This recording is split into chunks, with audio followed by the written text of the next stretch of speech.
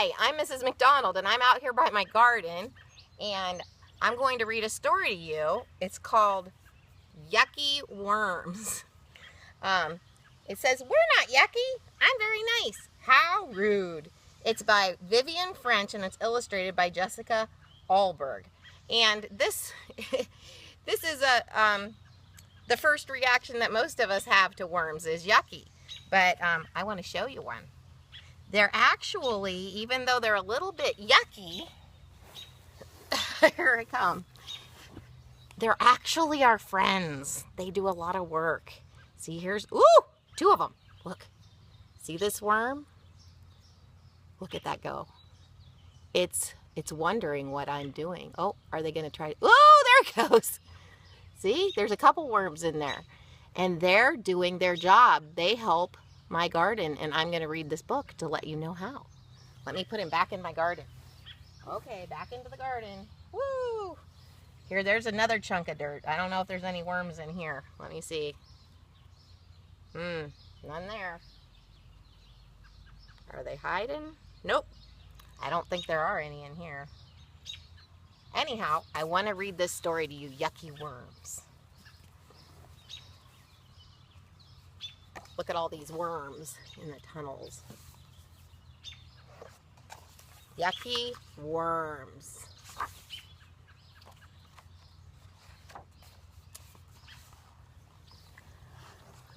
One day, when I was in Grandma's garden, Grandma dug up a slimy, slithery, wiggly worm. "Yuck!" I said. "Throw it away."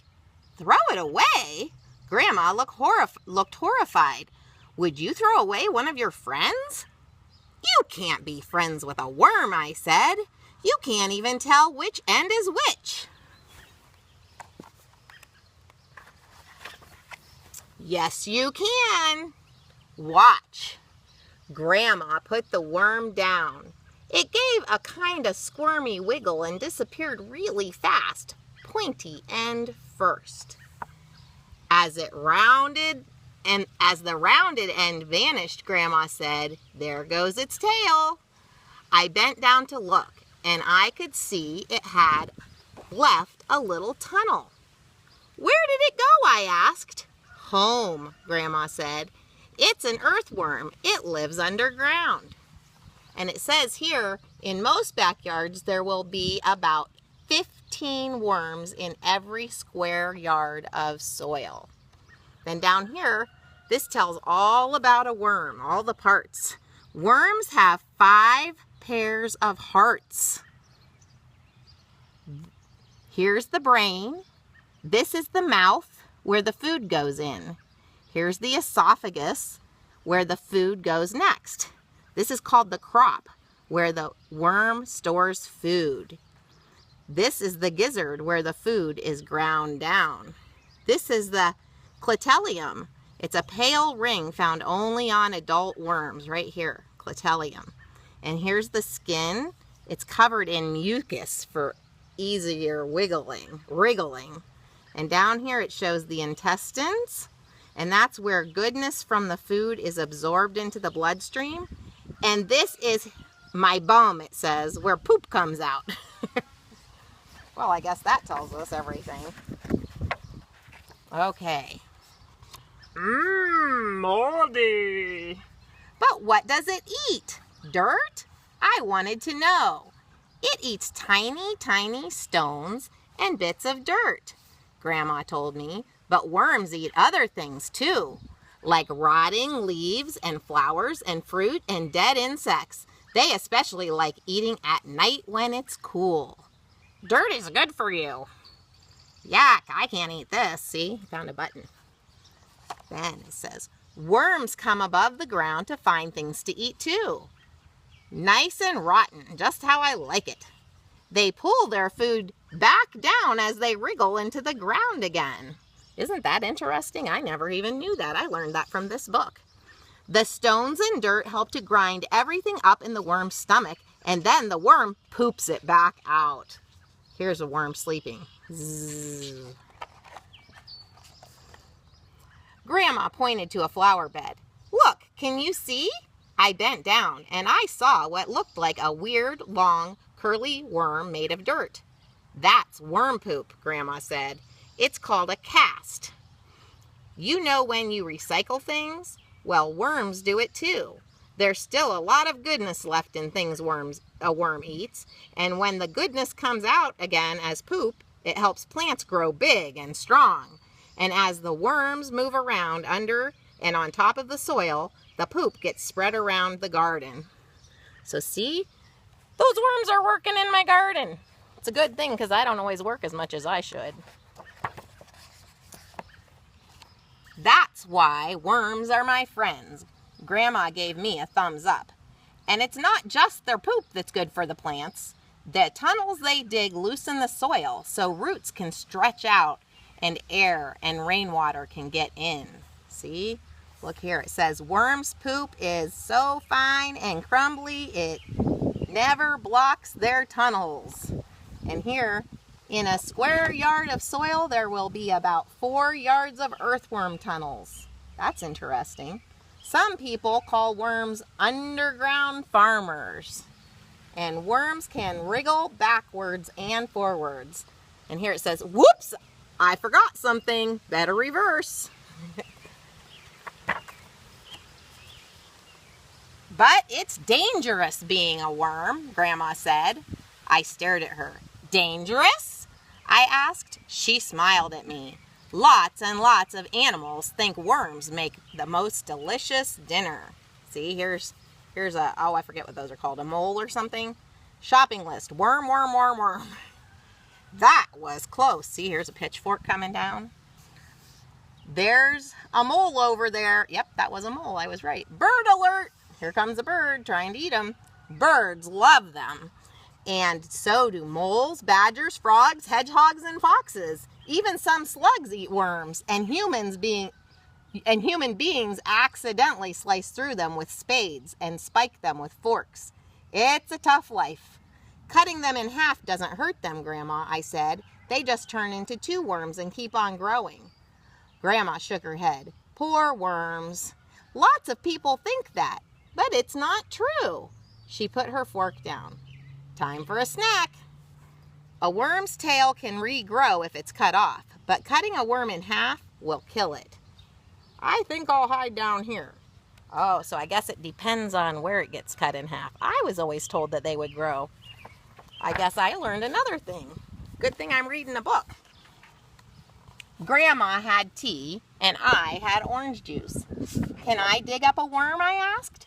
If it rains, Grandma said, the worms will come up on their own. Worms breathe through their skins. They don't mind the soil around them being wet, but if their tunnels are flooded, they come up to the surface to move around more easily. I took a cookie. What if it doesn't rain? Grandma winked at me. We'll use the watering can and pretend. I finished my cookie as fast as I could. Can we trick the worms now? Grandma filled the watering can, and I watered the ground. Then I stood back.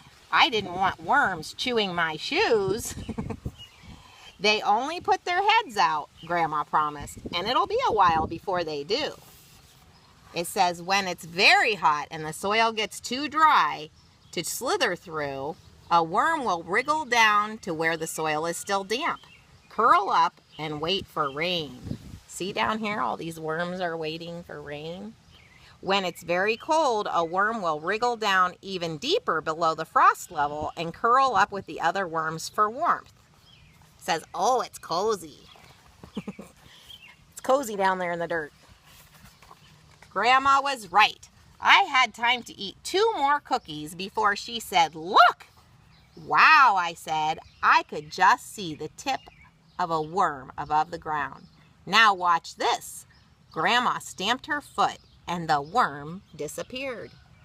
Did it see you? I asked. Grandma shook her head. Worms don't have eyes. They feel vibrations though, and a thump like that might mean a hungry bird is landing. Danger! Grandma dug her fork into the ground. Up came lots of dirt and wriggly worms. She picked one up and washed it in the watering can. Mustn't drop it, she said. They can't swim. Grandma put the clean worm on some paper and held it near my ear. I could hear the tiny rustling noise. What's that? They're covered with little bristles, Grandma said. The bristles and their muscles help them move. So this is all about these little bristles. See that there? It says a worm has ridged muscles all along its body. To move, it pushes its front end forward. And here are the little bristles. And it uses its bristles to hold that end in place while the back catches up. The bristles on the back end keep the worm from sliding backwards, while the front end tunnels forward again into the earth. Away I go.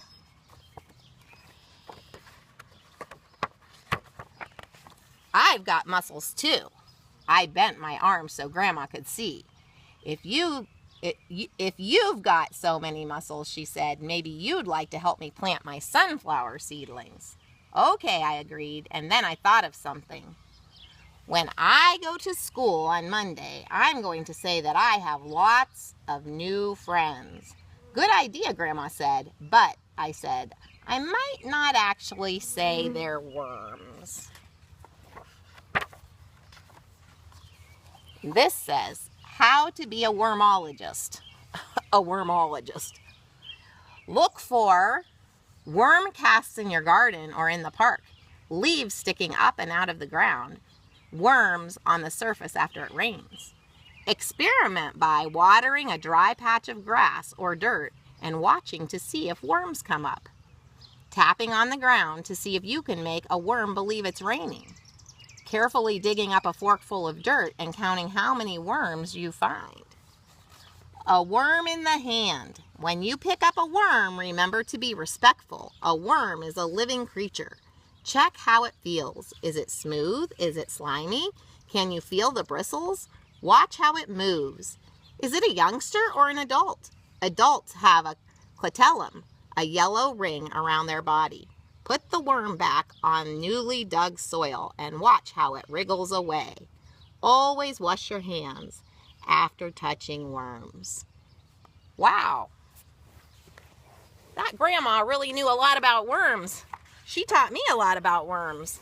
So I hope that the next time you see a worm, instead of being scared or saying yuck, you say, oh, there's one of our friends, because it's going to help with our soil and with our gardens. I'll talk to you later. Bye.